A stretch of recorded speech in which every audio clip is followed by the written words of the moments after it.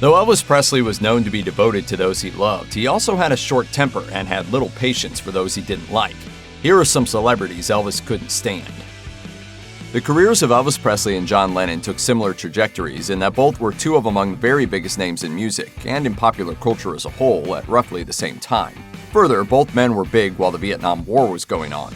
To say that the war was divisive is an understatement. Attitudes about the war extended beyond the well-publicized public demonstrations and the entire genre of music that protested the war. Public figures were quick to line up on either side of the debate as well. Celebrities like Jane Fonda and Muhammad Ali publicly opposed the war, while others like John Wayne supported it. Lennon was steadfastly opposed to the war in Vietnam and made no secret about it. Presley, however, supported the war, according to The Express, and was a big fan of then-President Lyndon Johnson, whom Lennon hated for going all in on the war. Honey, I just wanted to keep my own personal views about that to myself.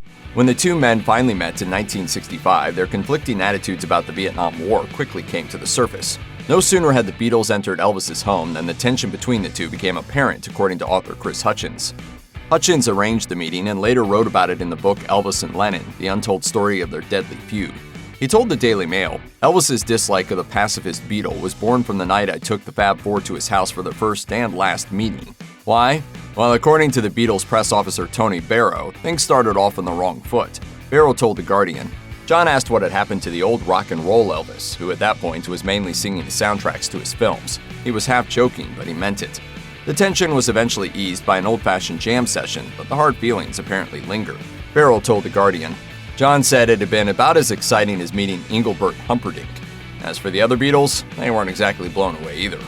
I don't remember. I spent most of the party trying to suss out from his gang if anybody had any reefer. Elvis wasn't prepared to just stew about John Lennon, the Beatles' anti-Vietnam War stance, and the personal slight Elvis had suffered in his own home. He wanted Lennon gone, as in out of the USA. What's more, he actually went to none other than the President of the United States to get action. That's because Presley wasn't the only person keen to have Lennon silenced. The US government wasn't exactly thrilled with Lennon's anti-war sentiments either. So when Elvis met with President Richard Nixon on December 21, 1970, he found a receptive audience when he tried to convince the POTUS to find a way to get rid of Lennon and the Beatles. According to the official White House meeting notes from the president's personal file, Presley indicated that the Beatles had been a real force for anti-American spirit. He said that the Beatles came to this country, made their money, and then returned to England where they promoted an anti-American theme. The president nodded in agreement. And Elvis wasn't done lobbying for Lennon's removal. In 1971, during a tour of the FBI offices, the King met with then-director J. Edgar Hoover. According to government records, he expressed the opinion that the Beatles laid the groundwork for many of the problems we are having with young people by their filthy, unkempt appearances and suggestive music. Elvis got his wish, as the FBI did indeed go after Lennon, spending years attempting to get him deported in order to ensure he didn't damage right-wing political goals through his activism. On the surface, Elvis and crooner Robert Goulet couldn't have been more different.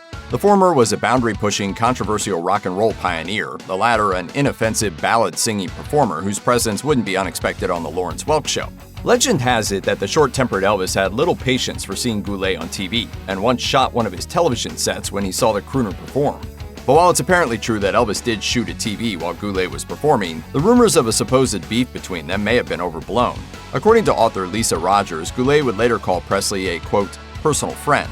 And as for shooting a TV whenever Goulet was on, Presley reportedly did that to scores of TVs, and it had less to do with Goulet himself and more to do with the King's short fuse and his jealousy of all other performers. He was also known to fire at the TV when other popular singers such as Mel Torme or Frank Sinatra appeared as well. In fact, according to the Vintage News, Elvis's handlers kept scores of spare TVs around in case their boss happened to shoot one.